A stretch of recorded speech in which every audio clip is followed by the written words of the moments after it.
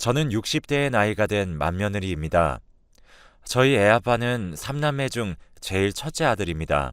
저는 키가 작아 처음 시집 올 때부터 시부모님 마음에 쏙 드는 며느리는 아니었죠. 저는 결혼 후 바로 첫째 딸을 낳았고, 제가 딸을 낳았다는 이유로 저희 시부모님은 병원 앞까지 오셨다가 그냥 되돌아가셨어요. 제가 둘째를 가졌을 때 아들이라는 소식에 한달음 소식을 전했더니 아이를 낳기 전까지는 모를 일이라고 축하한다는 말 한마디 건네지 않으셨죠. 출산 후 남편에게 아들이 맞느냐고 물어보신 뒤 그제서야 병실에 올라오셨습니다. 그렇게도 아들 아들 외치시던 분이셨습니다. 항상 형제 자매는 돈독해야 한다며 며느리들은 모진 일을 시켜도 아들 딸에게는 헌신적인 부모님이셨죠. 그랬던 시부모님께서 저에게 둘째, 즉 저에겐 도련님이죠. 도련님의 혼사 자리를 알아봐 달라고 하셨습니다. 저는 그 당시 둘째를 출산하고 찐 살이 많아 다이어트를 하기 위해 동네에서 운동을 하고 있었습니다. 그 운동을 하던 곳에서 만난 차만 아가씨가 하나 있었는데, 그 아가씨가 아주 조신하고 예뻐서 도련님의 반려자로 괜찮겠다 싶었습니다. 어차피 둘을 만나게 해준다고 해서 일이 다 일사천리로 풀릴 것은 아니라 생각했었으니까요. 둘을 소개시켜 주었고, 제 예상과 달리 그 두 사람은 결혼을 약속했습니다. 키도 크고 늘씬하고 무엇보다 예쁜 얼굴에 시부모님은 둘째 며느리가 예뻐 어쩔 줄 몰랐죠. 그렇게 두 사람은 결혼했습니다. 결혼하자마자 동서는 바로 아이를 임신했어요. 첫째 아이가 딸이었음에도 불구하고 시부모님은 아주 극진하게 보살펴 주셨습니다. 저에게 산후조리를 도우라고 하여 동서는 저희 집에서 산후조리를 했습니다. 저는 6살 된 딸과 2살 된 아들을 돌보며 갓난아기와 동서의 몸조리를 도왔죠. 그때까지만 해도 좋은 게 좋은 거라 생각했습니다. 저는 맏며느리로서의 도리를 해야 한다고 생각했기 때문입니다. 동서는 시부모님께서 저를 하대하자 어느 순간부터 제게 이것저것 요구를 하기 시작했습니다. 아이를 봐달라는 부탁으로 시작해서 나중엔 살림까지 부탁하더군요. 저는 시부모님의 말씀도 있고 착하디 착한 도련님을 생각해서 열심히 도와주었죠. 그렇게 산후조리가 끝난 후 동서는 아이와 함께 집으로 돌아갔고, 어느 날 시부모님께서 저에게 전화가 왔습니다. 둘째 내가 이혼을 한다는데 당장 가서 말리라는 이야기였습니다. 알고 보니 동서는 시댁이 부잣집인 줄 알았는데 생각보다 부자가 아니라는 이유로 이혼을 요구했습니다. 아이를 키울 생각 없으니 네가 키우든 아니면 형님네 댁에 주라는 말도 했습니다. 저희 애아빠는 화를 참지 못하고 조카를 키울 테니 당장 이 집에서 나가라고 했습니다. 생각보다 부잣집 이야기가 나온 이유는 동서가 시집 올 때 동서네 집에서 몇 평짜리 집을 해줄 생각이냐, 집 크기에 맞춰 혼수를 해야 하니 지체하지 말고 집을 해달라 하였고, 그 말에 자존심이 상해 열받았던 저희 시부모님은 본인들이 가지고 계신 2층짜리 주택을 그대로 둘째 아들에게 주셨습니다. 혼수를 얼마나 채워오나 두고 보겠다는 말과 함께요. 그 큰 집을 덜컥 주었으니 적어도 동서는 결혼 후 안정이 될 때까지 생활비와 아이 양육비를 책임져 주실 거라 생각했다고 합니다. 하지만 그 집 이외에 아무런 지원이 없자 이혼을 운운했던 거예요. 지금 생각해보면 이혼을 외친 이유도 돈 때문이었던 것 같습니다. 아무튼 저희 애아빠가 강경하게 나왔고, 동서는 그대로 아이를 저희 집에 두고 집을 나가버렸습니다. 그렇게 아이 하나를 더 맡아 키워야 하는 제 이야기는 아무도 들어주지 않았죠. 그냥 시키니까 해야 하는구나 싶었죠. 그렇게 아이를 키운 지 한 달도 안 된 시점에 동서가 다시 돌아왔습니다. 둘째를 가졌다는 이유였습니다. 저는 기가 막혔고 저희 애아빠 또한 기가 막혔는지 도련님에게 물어보았습니다. 앞으로 어떻게 하는 것이 좋겠냐 하니 저희 도련님은 둘째를 가졌으니 같이 살아야겠다고 하였습니다. 그래서 결국 동서는 다시 2층 집으로 돌아왔죠. 동서의 둘째 산후조리 역시 저의 몫이었습니다. 시부모님은 다시 동서가 집을 나갈까 안절부절하셨고, 동서는 떡두꺼비 같은 둘째 아들을 낳았습니다. 저는 둘째의 산후조리까지 모두 끝낸 뒤 동서를 집으로 돌려보냈습니다. 동서의 어디로 튈지 모르는 성격은 여기서 끝이 아니었습니다. 저희 애아빠가 사업을 하다 망해 빚이 생겼을 때 저희 시부모님께서는 통 크게 땅을 팔아 저희 빚을 갚아주었습니다. 그때부터 동서는 저와 시부모님과의 사이를 이간질하기 시작했습니다. 평생을 종교 없이 지내던 동서가 시부모님께서 다니는 교회를 다니기 시작했습니다. 교회에서 누구보다도 열심히 봉사하며 시부모님을 극진히 모시더랍니다. 그러더니 어느 날부터 제가 전화로 교회 나가는 것을 못마땅하게 생각한다고 연락을 했다며 거짓으로 시부모님께 이간질을 하기 시작한 것입니다. 저는 어릴 때부터 다니던 교회가 있었고 그곳에서 아이 아빠와 만났습니다. 그런 제가 동서가 교회를 다닌다고 못마땅하게 생각할 이유가 있겠습니까? 하지만 시부모님은 제가 다른 교회를 아이 아빠와 함께 나가는 걸 싫어하셨고 동서의 말을 곧이곧대로 믿으셨습니다. 동서는 교회에서 봉사하며 시부모님께 하소연을 매일 했다고 했습니다. 형님네는 빚도 갚아주셨는데 자기들도 사업을 시작하고 싶다고요. 사업 자금이 필요한데 본인들에게도 그만큼 도와주셨으면 한다고요. 하지만 저희 시부모님은 매우 짠돌이셨습니다.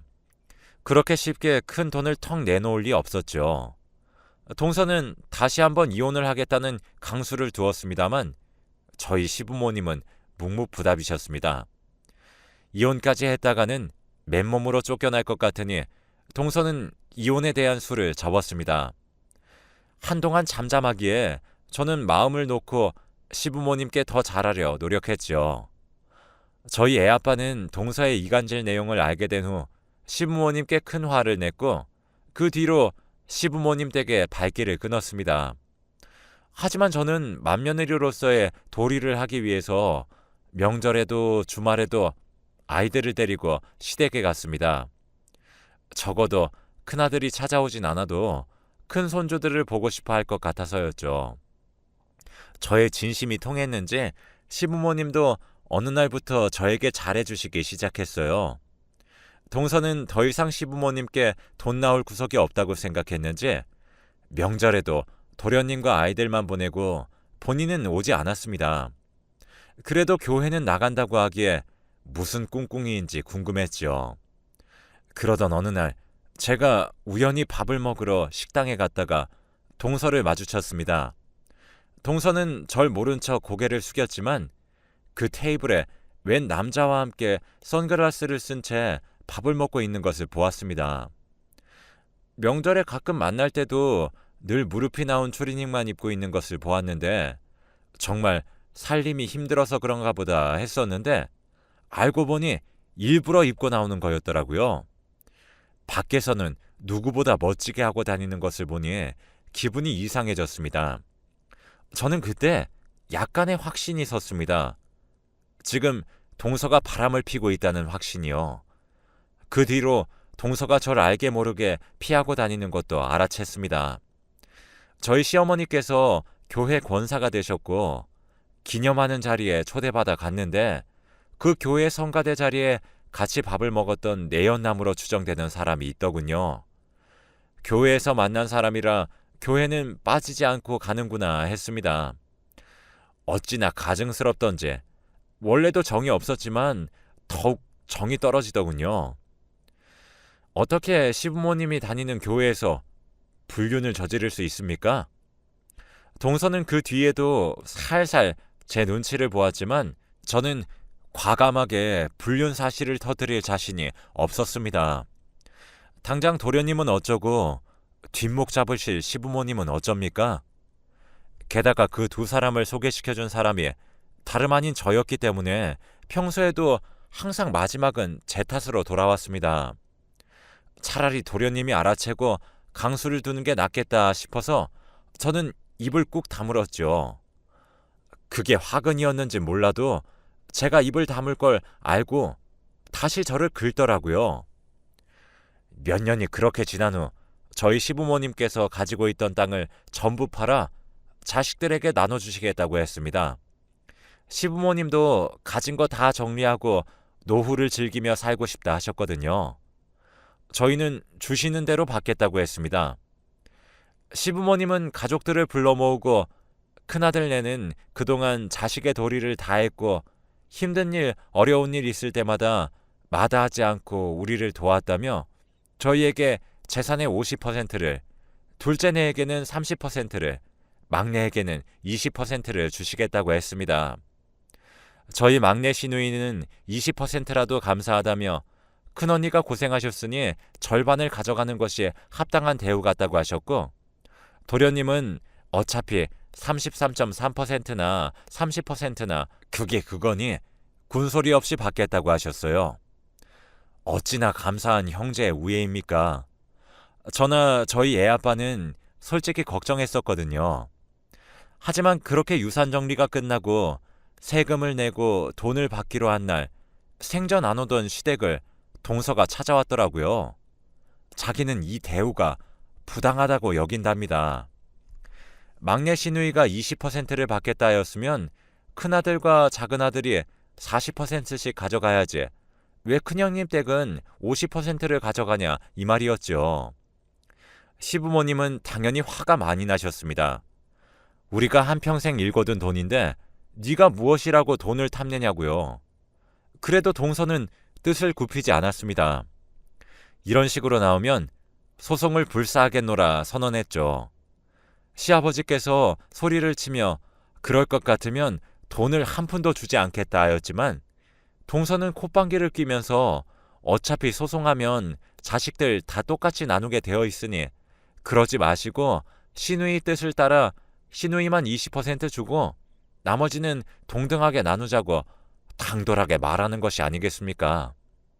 저는 기가 막히고 코가 막혔습니다. 수년간 명절에 코빼기 한번 안 비치던 동서가 돈독이 올랐으니까요. 시부모님도 똑같이 말씀하셨습니다. 코빼기 한번 안 보이던 며느리가 돈독이 올라 가족들을 모함한다고요. 저희 시부모님이요.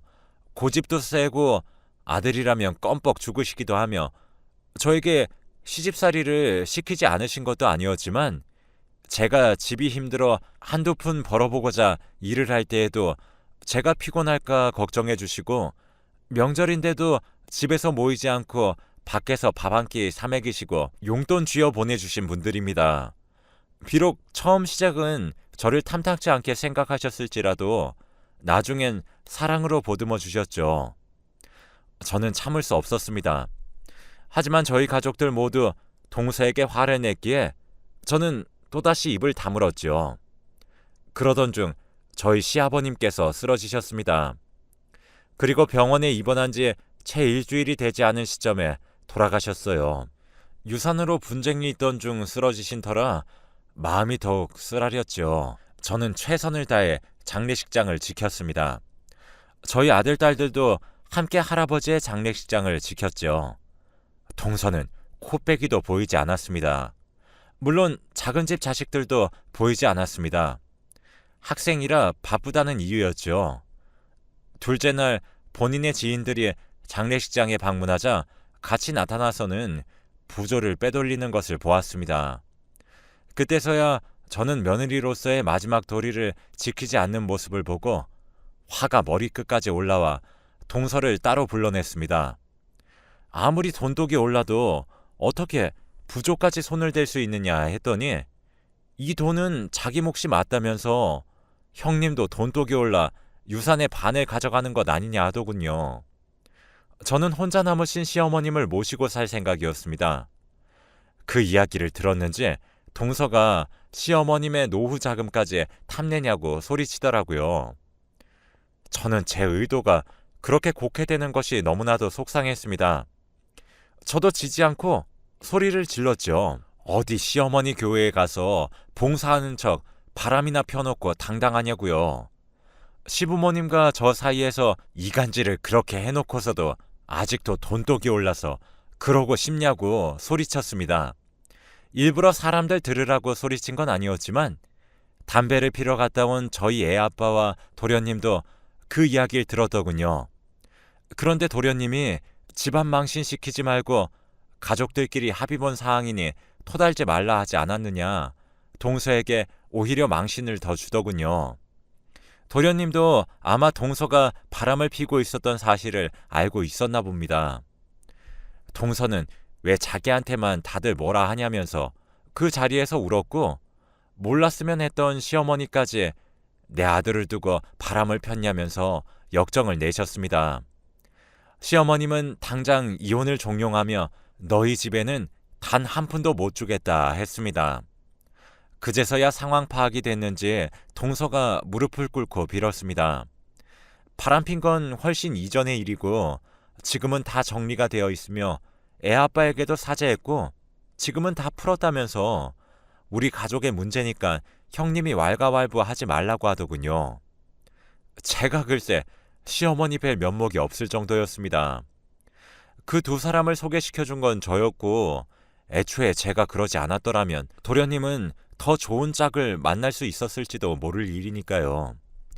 저는 가져간 부조금을 내놓으라 했고 동서는 표독스러운 표정으로 이깟 돈이 얼마나 되겠느냐며 내 지인이 낸 부조를 내가 가져가는 것이 그렇게 배가 아파서 빼앗는 것이냐 소리를 왁왁 질렀습니다.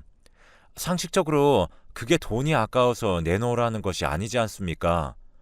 그리고 부조를 나중에 나눴으면 나눴지 그걸 저희가 꿀꺽이라도 하겠습니까? 동서에게는 상식이 통하지 않더군요. 저희 애아빠는 그렇게 뒤로 돈을 가져가서 잘 될 리 없다고 꼭 배탈이 날 것이라며 냅두라고 했습니다. 그렇게 한바탕 소란 후 잠잠해지나 했었습니다. 시부모님 댁을 정리하고 시어머니를 집으로 모시고 들어왔습니다. 혼자 살면 적적하실 텐데 손주들도 있고 어머님 혼자 사는 건 불안하니 저희와 함께 노후를 보내시자 몇 번을 조르고 졸라 모셔왔습니다. 그렇게 작은 집과는 왕래를 끊었고 조용히 사나 싶었는데 어느 날 어머님이 전화기를 붙잡고 하염없이 울고 계시더군요. 무슨 일이 있느냐 물었더니 둘째 며느리에게 전화가 왔는데 둘째가 암에 걸려 치료를 받아야 한다고요. 신도 무심하시지. 선하게 살았던 도련님이 암이라니 가슴이 아팠습니다. 항암 치료를 해야 해서 급하게 입원했으니 도련님께는 연락 말아달라고 어머님 속상하실까봐 말씀드리지 말라 했다면서 동서가 어머님께만 몰래 말씀드리니 알고 계시라고 전화가 왔다고 했습니다. 입원비며 치료비가 감당이 안 될 수준이니 돈 좀 보태달라고 하면서요. 도련님이 말하지 말고 손도 벌리지 말라고 했지만 액수가 너무 커서 힘들어서 이렇게 연락드린 거니까 모른 척 해달라고 하면서 말입니다. 저희 애아빠는 미리 받아간 유산은 어쩌고 돈을 달라고 하느냐 했지만 지금 아범이 많이 스트레스를 받았으니 연락은 말아달라며 1차 항암 끝나고 호전이 보이면 다시 연락드릴 테니 앞으로 연락은 저를 통해 해달라고 동서가 그랬습니다. 암이라는데 주위에서 난리를 치면 더 아플까봐 저희는 동서를 통해 연락했습니다. 1차 치료가 끝나고 2차, 3차가 될 동안 어머님은 집 정리하신 금액을 수시로 치료와 입원비에 보태라며 돈을 보냈고 저희도 돈을 좀 보내서 보태야 하는 건 아니냐 걱정했습니다. 아무래도 안 되겠다며 동생이 입원해 있는 병원에 과일 바구니라도 사서 가봐야겠다 하더군요. 동서는 머리도 다 빠졌고 살도 심하게 내린 남편이 극도로 예민해서 누가 찾아오기만 해도 소리를 지른다며 제발 심신의 안정을 위해 참아달라고 했지만 애아빠는 이러다 어떻게 될지도 모르니 몰래 가서 얼굴이라도 슬쩍 보고 와야겠다고 고집을 꺾지 않았고 둘째네들 모르게 혼자 병원으로 찾아갔습니다. 오전에 동생을 만나러 병원에 갔던 남편은 밤늦게 술이 떡이 되어 돌아왔습니다. 저와 어머님은 걱정이 되어 도련님의 상태가 많이 좋지 않은가 싶어 차마 아무 말도 하지 못하고 발만 동동 굴렀죠. 다음날 콩나물 해장국을 끓여주었더니 해장을 시원하게 하고선 저와 어머님께 할 말이 있다며 불렀습니다. 애아빠의 입에서 나오는 말은 충격적이었습니다. 도련님은 암 환자가 아니며 병원에 입원을 한 적도 없었다는 말입니다. 유산 그 조금을 덜 받은 게 억울해서 도련님이 암에 걸렸다고 거짓말을 치고 그 돈을 받아 동서가 유흥에 썼던 것이었습니다. 전날 오전 병원으로 찾아간 남편이 아무리 찾아도 동생을 찾을 수 없어 원무실에 가 동생 이름 석자를 대었더니 그런 환자는 없다고 했답니다. 이를 수상하게 여긴 남편이 동생에게 연락을 했는데 연락을 받지 않아 동생의 회사에 전화를 걸어 물어보았고 도련님 핸드폰이 고장이 나서 전화가 먹통이라며 시간이 없어 수리도 못했다고 하더군요. 그런데 또 문자는 가능해서 그냥 쓰고 있다고 했답니다. 그래서 남편은 네가 암이라 그래서 병원에 왔더니 네가 없더라? 어디서 뭐하냐? 라고 했는데 도련님이 그게 무슨 소리냐면서 펄쩍 뛰더랍니다. 자기가 왜 암이냐고요? 네 마누라가 너 암이라던데 무슨 소리야? 4차 항암까지 일주일 남았다던데? 하고 물었더니 도련님이 할 말을 잃었는지 만나서 이야기하자고 하고 그렇게 둘이 코가 삐뚤어지도록 술을 마셨던 것이었습니다. 그 일로 시어머니는 도련님 댁에 바로 찾아갔고 동서의 머리채를 쥐어 뜯었습니다. 저는 말리는 척하면서 제대로 말리진 않았습니다. 아들의 생명을 가지고 그런 거짓말을 치다니 얼마나 괘씸합니까? 너 같은 며느리 필요 없으니 당장 짐 싸서 나가라고 하니 동서가 이제 더 볼 것도 없다면서 돈도 없으면서 자존심 세우지 말라고 어른에게 할 말 못할 말 다 뱉더니 짐 싸들고 나가더군요. 그 이후 합의 이혼을 하려고 했으나 동서가 재산 분할 소송을 걸어 결국 이혼 소송을 하게 되었습니다. 하지만 동서는 몰랐던 것 같습니다. 유산은 재산 분할 소송 대상이 아니라는 것을요. 결국 빈털터리로 쫓겨나 지금은 도련님께 잘못했다고 또다시 빌고 있는 것 같더군요. 도련님께 팽당한 후 친정에서도 애물단지처럼 지낸다고요.